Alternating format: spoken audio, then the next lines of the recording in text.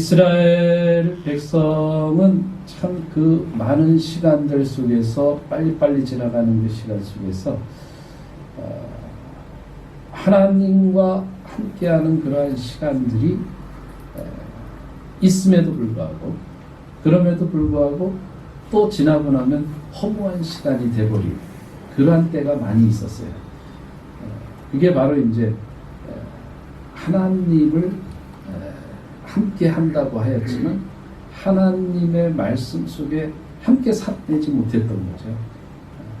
하나님 앞에 예배는 드린 것 같은데 하나님과 함께 살아가는 삶을 살지 못하다 보니까 그들의 삶의 뒷부분은 왠지 뭔가 남는 게 없는 그런 삶이었다 이렇게 보여집니다.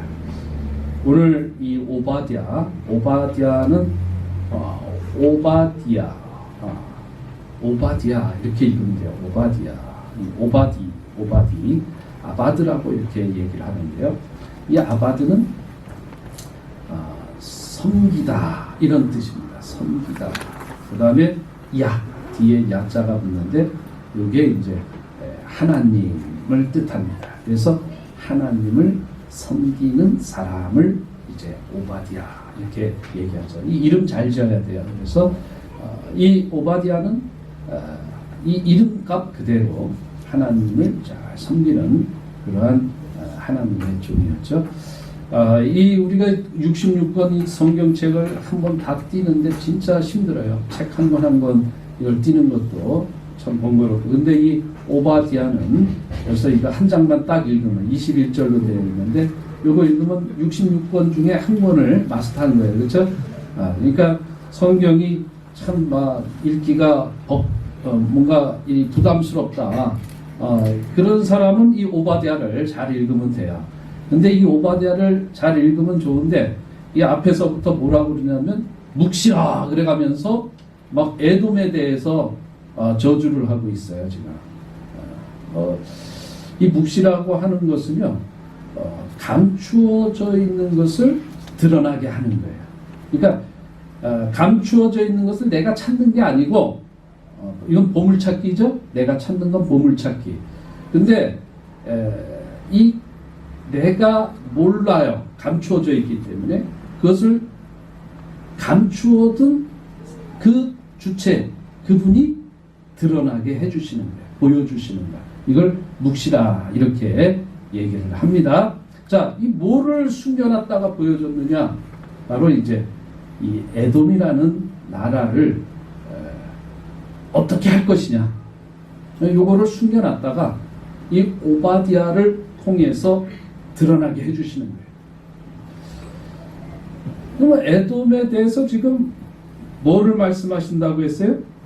저주를 얘기하고 있어요. 심판을 얘기하고 있어요. 그 왜 심판을 하느냐? 왜 심판을 하느냐 했더니 이게 이제 오바댜의 전체의 내용 중에 나오는데 이 오바댜를 1장 1절에서 지금 이제 우리가 읽은 10절 그리고 그 다음 14절까지는 이 에돔 사람들이 하나님에게 저주를 듣게 되는 이유들이 쭉 나와요. 그 이유 중에 지금 제일 먼저가 뭐냐면 3절 한번 같이 읽어볼까요? 3절 읽어보겠습니다. 시작. 너의 마음의 교만이 너를 속였도다. 바위 틈에 거주하며 높은 곳에 사는 자여 네가 마음에 이르기를 누가 능히 나를 땅에 끌어내리겠느냐 하니 4절 네가 독수리처럼 높이 오르며 별 사이에 깃들일지라도 내가 거기서 너를 끌어내리라 여호와의 말씀이니라. 이 에돔이 바위 틈에 거주하며 높은 곳에 사는 자 이렇게 나와요. 이 에돔이라는 이 지역은 이스라엘의 남동부 쪽에 있는 아주 조그만 땅이에요. 그런데 이 땅은 남과 북으로 120km, 동서로 따졌을 때 57, 어느 그렇게 조그만 동네죠. 그러니까는 여기에 거하는 자가 되게 교만해. 왜 교만하느냐? 이 에돔이 사는 그 지역은 이 산으로 둘러져 있어요. 아주 기암절벽으로 둘러져 있어서 그 안으로 쳐들어오기가 힘들어요. 완전 천연 요새로 되어 있어요. 이 기암절벽 산으로 바위산으로 되어 있어 갖고 이 바위산 속에 딱 들어가 있으니까 아무도 건드리지 못해요. 그런데 이 에돔 앞에 큰 길이 나 있어요. 에돔 앞에 큰 길이 나 있는데 이 길을 왕의 대로라 이렇게 얘기해요. 왕의 대로라고 얘기하는데 그러면 거기에 맨날 왕이 행차해서 왕의 대로냐? 그게 아니고 이 왕의 대로라고 하는 이 대로는 이 이집트 뭐 이렇게 지금의 이라크 저쪽 끝에 시리아 이런 쪽으로 가는 그 길 속에서 이 상인들, 이 대상들이 지나다니는데 이 상인들이 지나다닐 때에 그냥 뭐 보따리 메고 지나가는 게 아니고 큰 낙타떼들을 이끌고 그 낙타떼들 그 등에다가 엄청난 많은 물량들을 싣고 다니면서 이 무역업을 하는 그 길이었다. 그러니까 이 길만 잘 확보하면 어떻게 이 돈을 벌 수 있는 거예요. 요즘에도 뭐 고속도로 제대로 나고 공항이 제대로 들어서고 항구가 제대로 들었으면 그 유통업 이런 모든 것들이 되잖아요. 상업의 중심지가 되잖아요.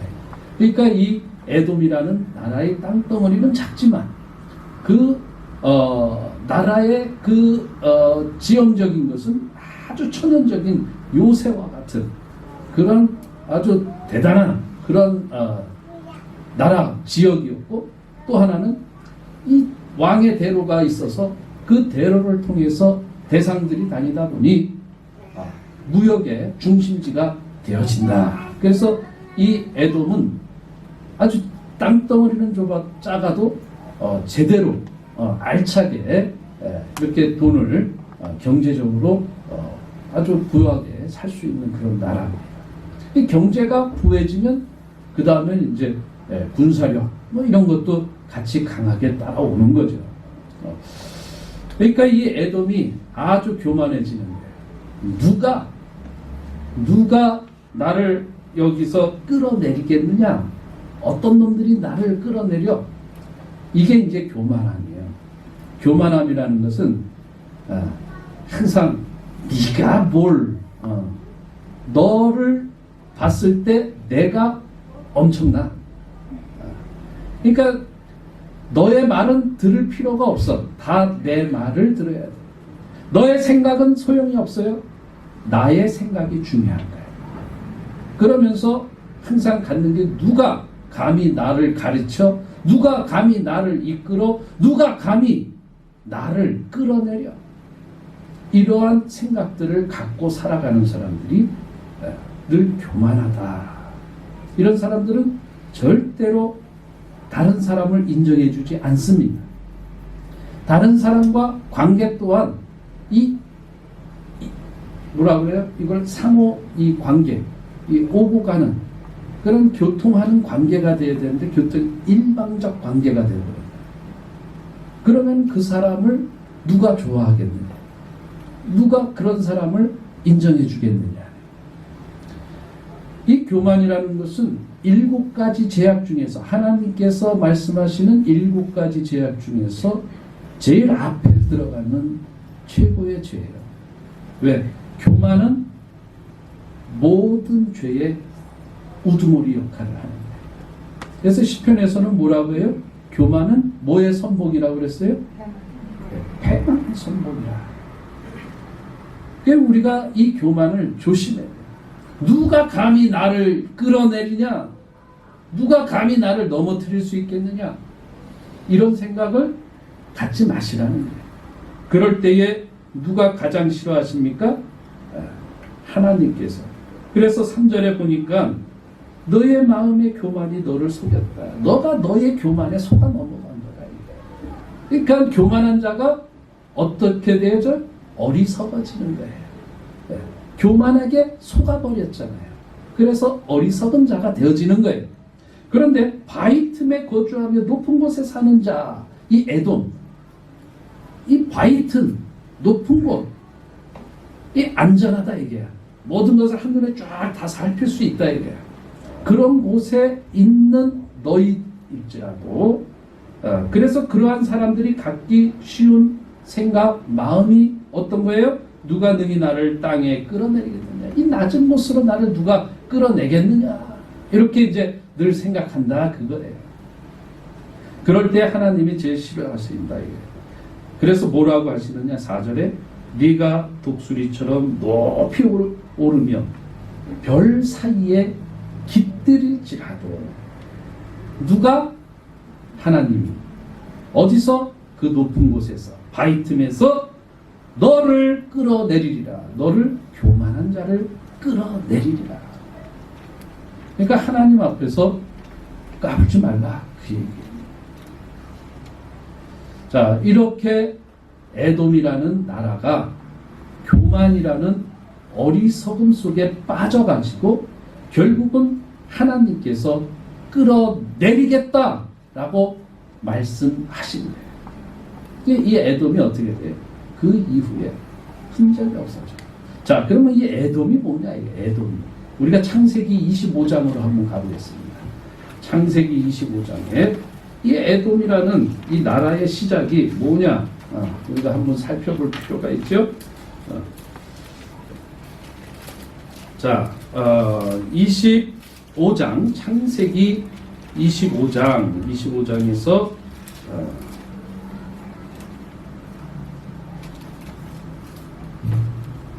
21절, 25장 21절. 이삭이 그의 아내가 임신하지 못함으로 그를 위하여 여호와께 간구하매 여호와께서 그의 간구를 들으셨으므로 그의 아내 리브가가 임신하였더니 누가 기도해서 누가 임신했어요? 이삭이 기도해서 그 아내가 임신했다 이거예요. 그런데 그 아들들이 그의 태 속에서 서로 싸우는지라. 그 아들들이 태 속에서 서로 싸운다. 그러면 리브가가 임신했는데 임신한 리브가 이 뱃속에서 아들들이 싸우고 있다. 이렇게 얘기를 해주고 있네요. 벌써. 예. 그가 이르되 이럴 경우에는 내가 어찌할꼬 하고 가서 여호와께 묻자오되 23절 한번 같이 읽어보죠. 시작. 여호와께서 그에게 이르시되 두 국민이 네 태중에 있구나. 두 민족이 네 복중에서 나누리라. 이 족속이 저 족속보다 강하겠고 큰 자가 어린 자를 섬기리라 하셨더라. 예, 큰 자가 먼저 형이죠. 형이 작은 자 동생을 섬긴다라는 여호와 하나님의 이 말씀이 있었어요. 그러니까 지금 이삭이 아들을 둘을 보게 돼요. 그 형이 누구예요? 먼저 큰 자가 누구예요? 에서. 작은 자는 야곱. 야곱과 에서가 형제가 된 거예요. 그런데 하나님은 여기서 분명히 말했죠. 큰 자가 작은 자를 섬긴다. 하나님은 누구를 선택한 거예요? 네, 야곱을 선택한 거예요. 여러분, 이 우리 나라도 그렇고 모든 세계 대부분이 그렇죠. 이 장자권이라는 거 이건 누가 갖는 거예요? 네, 큰 자가 갖는 거예요. 그런데 이 이스라엘도 마찬가지예요. 큰 자에게 장자권이 주어져야 되는데 지금 하나님께서는 작은 자에게 그 권을 주어주는 거예요. 이건 하나님께서 이미 계획되어진 거예요. 자, 이렇게 돼서 에서와 야곱이 태어났어요. 그런데 야곱이 이 꼼수를 쓰다가 꼼수를 쓰면서 결국은 에서 형에게 죽게 생겼죠. 그래서 야곱이 에서를 피해서 라반의 외삼촌 집으로 도망쳐 가지요.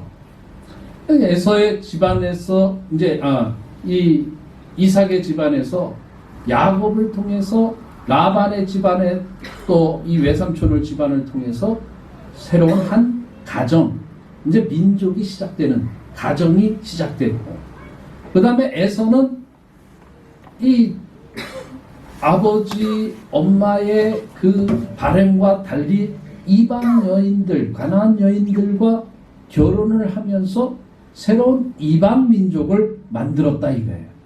그래서 두 가정이 이제 두 민족의 뿌리가 시작되는 거예요.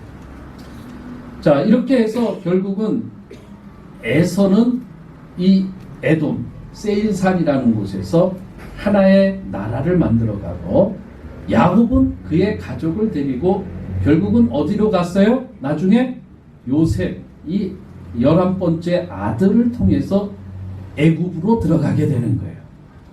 애굽에 들어가서 이제 이스라엘은 대민족을 이룹니다. 물론 에돔도 나름대로 대민족을 이루죠. 그러다가 이스라엘에서 이 출애굽에서 이스라엘이 이집트에서 이스라엘이 이제 출애굽을 할 때에 부탁을 합니다. 누구에게? 에돔 족속에게.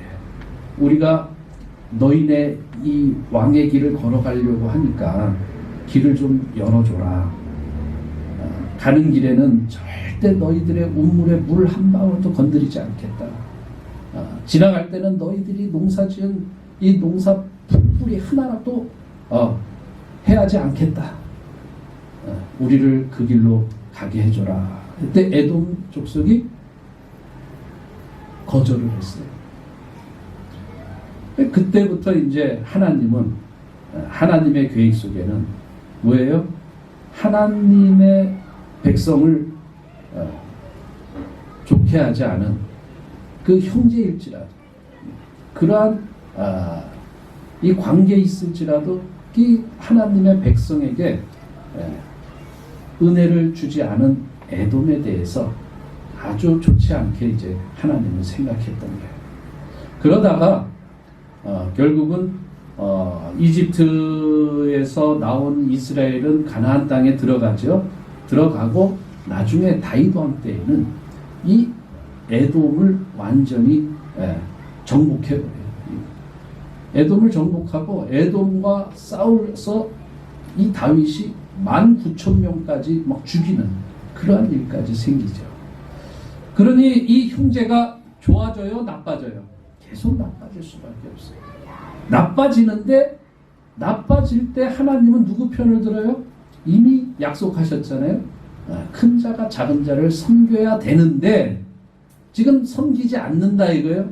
하나님의 계획 속에서 이미 에돔은 그 계획에 순종하지 않는다. 그러면 하나님은 그러한 순종, 불순종의 그 민족을 버려버립니다. 여러분 지금 근데 이때는 결국은 이 다윗 때를 지나서 이스라엘이 계속 죄악의 길로 가다가 결국 하나님에게 심판을 받잖아요. 그래서 북이스라엘은 BC 722년에 그 아수르에게 멸망을 당하고 587년 BC 587년에 이 남유다는 바벨론에게 망하죠. 그럴 때 바벨론이 이 아수르가 어떻게 했느냐? 이 에돔은 어떻게 했느냐? 에돔은 다윗 왕 이후에 자기네들이 이제 다윗에게 조공을 바치면서 살았던, 섬기며 살았던 것에서 독립을 해서 누구의 도움을 받느냐면 아수르에게 도움을 받는 거예요. 우리가 지금 요 이스라엘 여기에다가 조공을 바치는데 우리가 너희를 섬기겠다. 그 당시에는 또 북이스라엘이 이 아수르에게 망하는 그런 시점 이전이었습니다. 아수르가 아주 신흥 국가로서 경제, 군사 이런 모든 면에서 강력한 군사로 나라로 뜨니까 이 에돔이 아수르 편에 가서 딱 서서 이스라엘 망하는 것을 도와주고, 그 다음에 남유다 망할 때도 어떻게 해요? 남유다가 바벨론에게 망할 때도 이 에돔이 바벨론에 딱 붙어가지고 이스라엘 사람들을 괴롭혔다 이거예요. 어느 정도로 괴롭혔느냐? 어느 정도로 괴롭혔냐면 도망가는 이스라엘 사람들의 길을 막고 그들을 바벨론에다가 팔아 넘기는 거예요. 그들을 이스라엘이 망할 때 그들이 들어가서 마구 바벨론이 들어가면 저들도 그냥 마구 들어가서 혼란한 틈에 이스라엘의 사람들을 죽이고 빼앗고 약탈을 했다 이거예요. 그러한 내용들이 이제 바로 11절 이후에 나오는 거죠. 그러니까 이 에돔이라는 나라는 결국 하나님의 약속이 있었습니다. 하나님의 계획이 있었습니다. 그럼에도 그 약속, 그 계획 속에서 자신들의 위치가 무엇인지, 무엇이 하나님을 위한 삶인지에 대해서 알지 못하고 자신들의 욕심, 자신들의 그 부, 자신들의 그 강함을 가지고 교만하게 살다가 결국은 이스라엘을 괴롭히는 자로서 작은 자를 섬기는 것이 아니라 작은 자를 더 괴롭히는 자로서 그래서 하나님의 말씀과 하나님의 계획과 상관없는 그러한 삶을 살아갔던 민족이었다라는 거예요. 그 민족을 하나님께서는 어떻게 하신다고요? 심판하신다. 오늘 말씀이 그거예요. 그런데 중요한 게 있어요. 이 에돔 이 족속이 알아야 될 것은 오늘 10절 다시 한번 읽어보겠습니다. 1장 10절 시작. 네가 네 형제 야곱에게 행한 포악으로 말미암아 부끄러움을 당하고 영원히 멸절되리라. 누구에게 행한 거라고요? 네 형제 야곱. 그냥 야곱이 아니라 네 형제 야곱에게 행한 것으로 인하여서 어떻게 행했습니까? 포악. 그것 때문에 너희들이 영원히 멸절됩니다. 우리 가족에도 형제자매가 있어요. 이 형제자매가 알아야 할 것은 우리 부모님들이 교육해야 되는 것은 물론 어려서 뭐 서로 싸우면서 큰다고 얘기는 합니다. 그래서 뭐 어느 정도 그 싸움은 정을 키워가는 데서 좋아요. 그러나 그것을 방관하면 안 돼요. 형제는 형제에게 있어서 어떻게 돼야 되느냐. 이게 서로 섬기면서 서로 도와주면서 살아야 되는 게 형제라 그 얘기예요. 물론 큰 자가 작은 자를 섬기리라. 이거 어떻게 보면 참 저주스러운 얘기일 수도 있어요. 그러나 섬긴다라는 것은 종으로서만의 섬김이 아닌데 돕는 자로서의 섬김이 중요한데 돕는 자로서의 섬김은 어떻게 돼요? 내가 능력이 있어야 돼. 내가 더 많이 있어야 돼. 그럴 때에 내가 도울 수 있는 거예요. 그렇죠? 내가 없는데 내가 하나 가진 것도 없는 빈털터리 능력 없는 무능력자가 능력 있는 조금이라도 능력 있는 사람은 어떻게 돕겠느냐. 이게 축복이에요. 사실은. 물론 섬긴다 이게 참 내가 듣기에는 별로 안 좋아. 그러나 그 속에 담겨져 있는 의미를 우리가 깊이 있게 묵상하고 깨닫고 그래서 지혜로워진다면 우리는 섬기는 일도 참 재미있는 일이에요. 여러분 우리가 어려서부터 그러한 교육을 가정에서부터 갖게 해줘요. 언니, 형, 된 자가 동생 된 아우된 자에게 도와줄 때, 섬겨줄 때 그게 얼마나 아름다운 가정이 되겠어요. 그러면 그렇게 또 도움받고 섬김을 받았던 아우가 또 형님, 언니 되는 자에게 또 도와주고 이게 이제 상호 작용이 있어요. 상호작용. 우리는 또 더 나가서 믿음의 자녀들이, 믿음의 형제들이 이걸 꼭 잊으면 안 돼요. 이스라엘 야곱과 에돔이 잊어버렸던 게 뭐냐면 우리가 이삭, 하나님의 약속을 가진 이삭의 한 뿌리에서 난 자녀라는 사실을 잊어버렸다라는 거예요. 우리가 누구냐? 우리는 하나님 안에서 형제 자매된 그런 믿음의 가정이라, 그런 뿌리가 있다. 하나님의 뿌리가 있다. 그 하나님의 뿌리를 가진 우리는 형제요 자매. 그래서 서로에게 포악해서는 안 된다. 여러분 15절을 보면은요, 이게 이제 에돔에게서부터 이게 어디로 넘어가냐면 전 세계 모든 백성에게 넘어가는 거예요. 15절, 여호와께서 만국을 벌할 날이 가까웠나니 네가 행한 대로 너도 받을 것인지 네가 행한 것이 네 머리로 돌아갈 것이다. 16절, 너희가 내 성산에서 마신 것 같이 만국인이 항상 마시리니고 마시고 삼켜서 본래 없던 것 같이 되리라. 이 만국이라는 온 세상 모든 나라에게로 이 에돔의 그러한 저주가 확장되어지는 거예요. 그래서 우리에게 오늘날까지 이 말씀이 주어지는 거예요. 적용이 되어지는 거예요. 여러분, 우리는 형제 자매된 우리 서로에게 포악해서는 안 됩니다. 꼭 기억하시기 바랍니다. 하나님께서는 많이 가진 자, 더 잘난 사람, 조금이라도 잘난 사람은 조금이라도 못난 사람을 더 섬겨줘야 되는 거예요. 이게 하늘의 원리예요. 내가 조금 더 키 크면 키 작은 사람을 위해서 좀 높은 것도 이렇게 짐도 들어주고 그게 돼야 되는 거예요. 키가 크니까 땅바닥에 떨어진 거 못 보잖아요. 작은 자가 땅바닥에 있는 좋은 거 주워서 큰 자에게 나눠주는 거예요. 그게 서로 섬겨줄 수 있어야 돼요. 능력이 있어요. 하나님은 그러한 자에게 더 능력을 주시는 거예요. 더욱이 하나님은 여기서 보면은 17절 이하에는 이스라엘의 회복을 말씀하십니다. 이스라엘의 회복을 얘기할 때에 이스라엘이 자기의 기업을 누린다라고 약속을 해주시면서 야곱의 족속은 불이 될 것이다. 그런데 하나님의 말씀에 순종하지 않냐고 교만하게 살아갔던 에돔은 뭐가 된다고요? 지푸라기가 된다. 18절 한번 같이 읽어보겠습니다. 18절, 1장 18절 시작.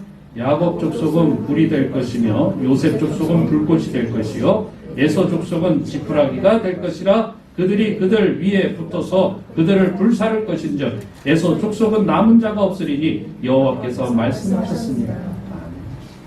여러분, 교만한 자의 결국은 지푸라기로 끝나는 거예요. 그러나 작은 자, 겸손한 자, 능력이 없어도 뭔가 모자라도 하나님께 순종하고 하나님의 기업이 되는 자는 결국은 불이 되어져서 그 지푸라기를 태우는 자가 된다. 여러분은 불이 되어져야지 지푸라기가 되어져서는 절대 안 된다. 우리 교회는 불과 같은 교회여야지 지푸라기 같은 교회가 되어서는 안 된다. 특별히 오늘 우리 하나님의 말씀 가운데 살아내려고 하는 우리 성도님들, 특별히 이 형제에게 내가 포악해지지 않고 정말 우리 형제에게 내 조그만 것이라도 하나 더 이렇게 보탬이 되어주려고 그런 마음을 갖는 자야. 그런 자들에게 오늘 하나님께서는 약속의 말씀을 주시죠. 21절을 읽고 우리 마칩니다. 시작. 구원받은 자들이 시온산에 올라와서 에서의 산을 심판하니 나라가 여호와께 속하리라. 모든 것은 다 여호와께 속해 있습니다. 여호와께 속해 있는 우리가 시온산에 올라가는 구원받은 자들이라는 사실 기억하시고 오늘도 내일도 두렵지만 짜증도 나지만 기쁨으로 승리하고 또 나누고 섬기는 믿음의 귀한 우리 축복받은 두레교회 성도님들 우리 하나님의 자녀들 되시기를 예수님의 이름으로 축복드립니다. 오늘도 우리를 불러주셔서